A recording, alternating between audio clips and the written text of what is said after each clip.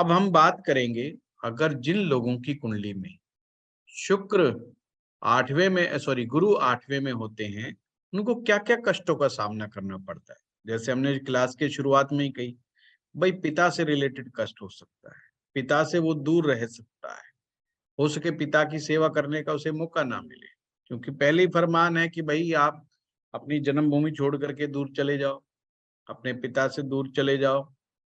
या अगर मंदा असर है तो पिता या तो 8 वर्ष की आयु तक ही रहेंगे, और अगर बच गया किसी कारण, अच्छा वर्ष फल रहा, उस बार नहीं कोई दिक्कत आई, तो फिर 80 साल तक की। पर शर्त यह कि पिता के साथ नहीं रहना है। तो ये चीज हमने देखना है। तो कष्ट कौन कौन से आते हैं, आइए चलते हैं। जातक का पिता बीमार या मुसीबत में होगा, ये कष्ट है। जातक का खुद का मान सम्मान खतरे में पड़े, अपमान। ये ध्यान रखना, जिनका भी बृहस्पति अष्टम में होता है, बदनामी का खतरा उनके ऊपर हमेशा मंडराता रहता है। जातक की सांस घुटी घुटी रहे, अगर ऐसे लोग स्मोकिंग करने के, सिगरेट स्मोकिंग वगैरह धूम्रपान करने के अगर आदी हो जाएंगे, चेन स्मोकर हो जाएंगे, तो उनको श्वास से संबंधित तकलीफें, फेफड़ों से संबंधित तकलीफें भी पैदा हो सकती हैं, क्योंकि बृहस्पति ऑक्सीजन का कारक है और अष्टम भाव में आकर के ऑक्सीजन के लेवल को कम कर देता है। जातक को पुत्र सुख नहीं मिल पाता। मैंने क्या कहा, जातक को पुत्र सुख अष्टम भाव में जब ही मिलेगा जब 2, 6, 8 में शुक्र होगा, तो लड़के ही लड़का होगा।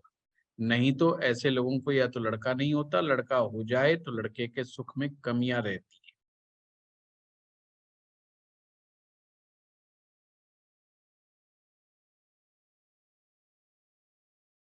अब उपाय क्या लिखे इसमें, उपाय लिखे, पहला उपाय, बृहस्पति की वस्तुएं, चने की दाल, केसर मंदिर में देने से लाभ होता है।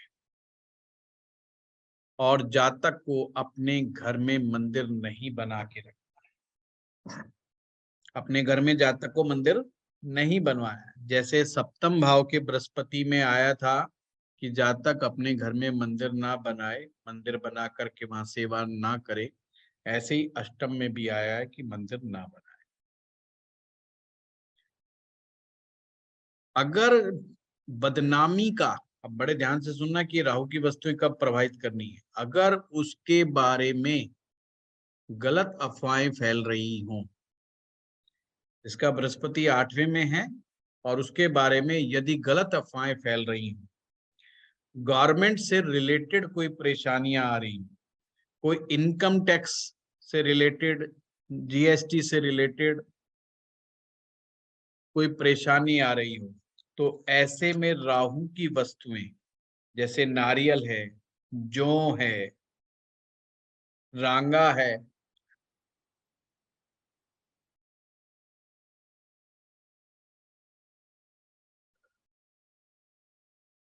बहते जल में प्रवाहित करना चाहिए। ये कंडीशन बताइए कब करना है, जब उसके खिलाफ अफवाहें फैल रही हो, गवर्नमेंट से रिलेटेड तकलीफ आ जाए, खास करके इनकम टैक्स वगैरह, ये जीएसटी वीएसटी इनके चक्कर ज्यादा फंस जाए, तो उनको राहु की चीजों को जल प्रवाहित करना चाहिए। लिखा नहीं है फिर भी मैं बताता हूं यहाँ पर, मछलियों को, ऐसे में मछलियों की सेवा करने से, मछलियों को जौ के आटे की गोलियां बना करके खिलाने से भी लाभ होता है।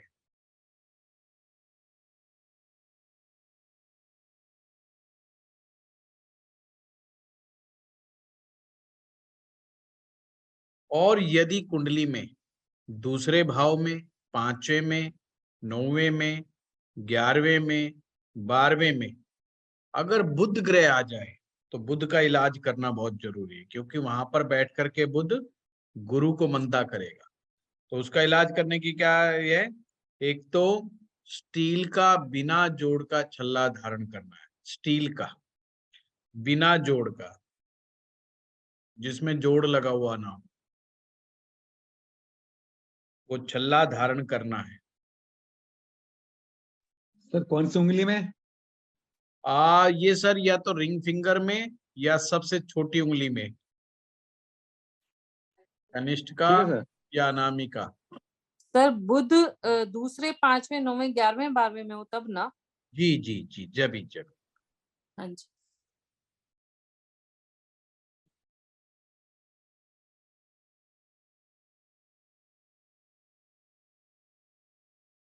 अब यहाँ एक शर्त और लिखी है, एक बात बताइए कि 12वें घर में बृहस्पति के शत्रु यानी राहु बुध शुक्र हो और दूसरा घर खाली हो तो जातक मंदिर में ना जाए। अब देखो ये बड़ा ध्यान रखने वाली बात है, ये बड़े काम की बात निकल के आई है। जिन लोगों का भी बृहस्पति 8वें में, और मैंने एक चीज देखी है, ऐसे जिनका भी बृहस्पति 8वें में है वो ऑटोमेटिक ही मंदिर जाने के आदी होते नहीं है। फिर भी अगर हो जाए तो उनको मना कीजिए कि आपको मंदिर नहीं जाना। पर कब मना करना है? जब 12वें भाव में, उनका 12वां भाव देखना है, 12वें भाव में राहु बुध या शुक्र में से कोई ग्रह बैठे और दूसरा घर खाली हो।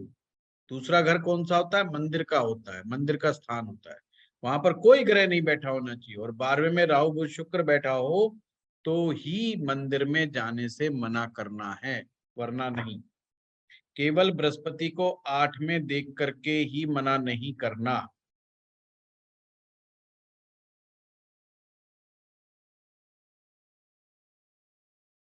अगर पिता की तबीयत खराब हो तो शमशान भूमि में 8 पीपल के पेड़ लगाएं। यदि पिता की तबीयत खराब हो तो शमशान भूमि में 8 पीपल के पेड़ लगाएं और उसकी देखभाल करें।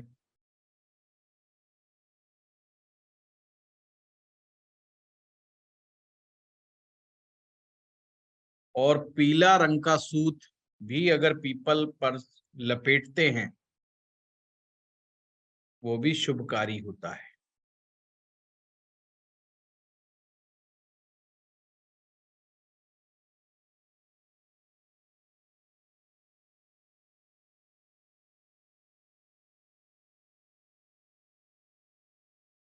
और क्या उपाय हो सकता है? जब भी 8वें में बृहस्पति हो तो ऐसे व्यक्ति को सूर्य, चंद्रमा और मंगल, ये 3 ग्रहों को प्रबल बना करके रखना चाहिए, मतलब इन्हें कमजोर नहीं होने देना चाहिए।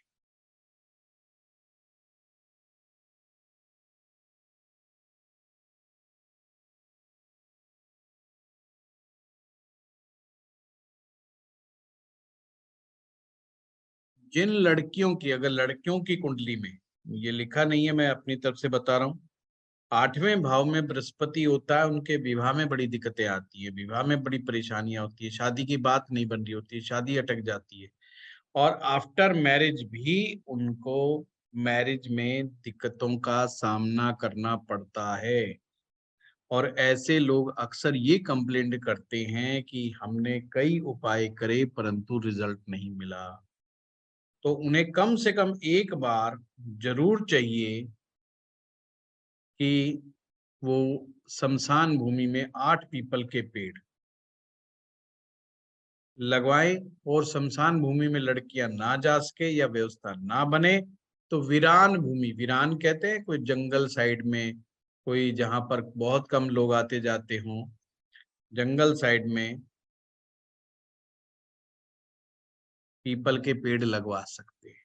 और ऐसा मौसम सेलेक्ट करें जब सावन का महीना लग गया हो या आने वाला हो, तो ऐसे में पीपल अपने आप ही लग जाएगा और वो बड़ा हो जाएगा।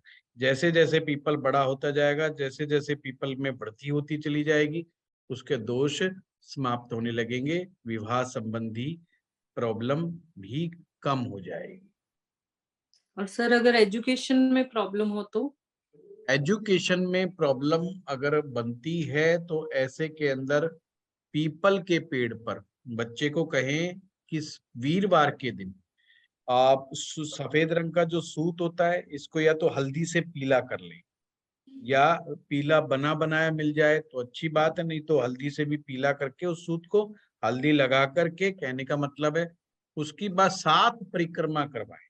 और हर परिक्रमा के बाद कोई भी बृहस्पति की चीज या पीले रंग का फल या पीले रंग की मिठाई और कुछ ना मिले तो चने की दाल, हर परिक्रमा के बाद, एक परिक्रमा के बाद चने की एक दाना रख दें और फिर दूसरी परिक्रमा लगाए थी। ऐसे हर वीरवार करें और 11 या 21 वीरवार करवाएं, तो बच्चे को जो बाधा पढ़ाई में आ रही होती है वो समाप्त होती है। ऐसा क्यों अगर है? बच्चा ऐसा विदेश में है जी।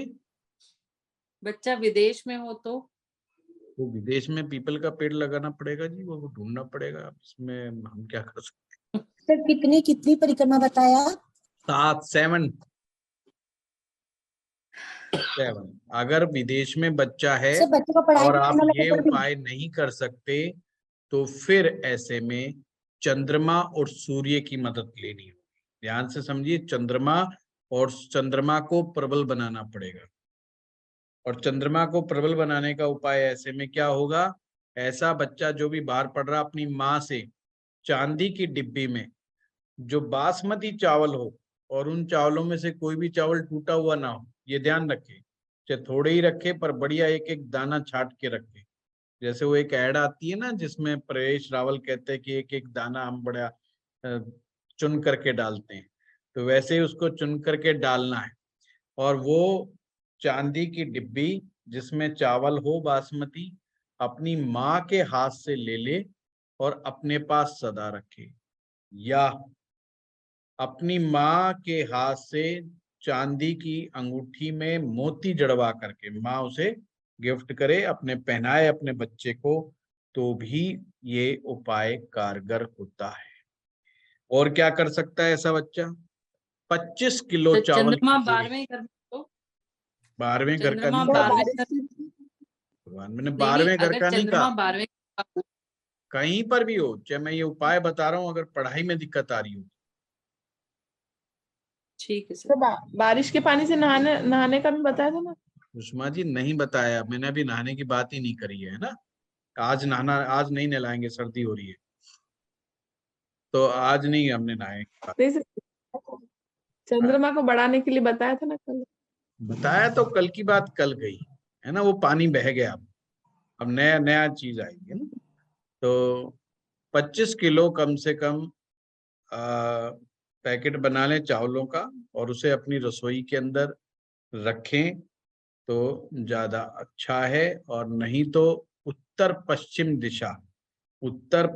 दिशा में भी अगर वो बोरी बना करके कायम रखते हैं चावलों की तो अच्छा होता है।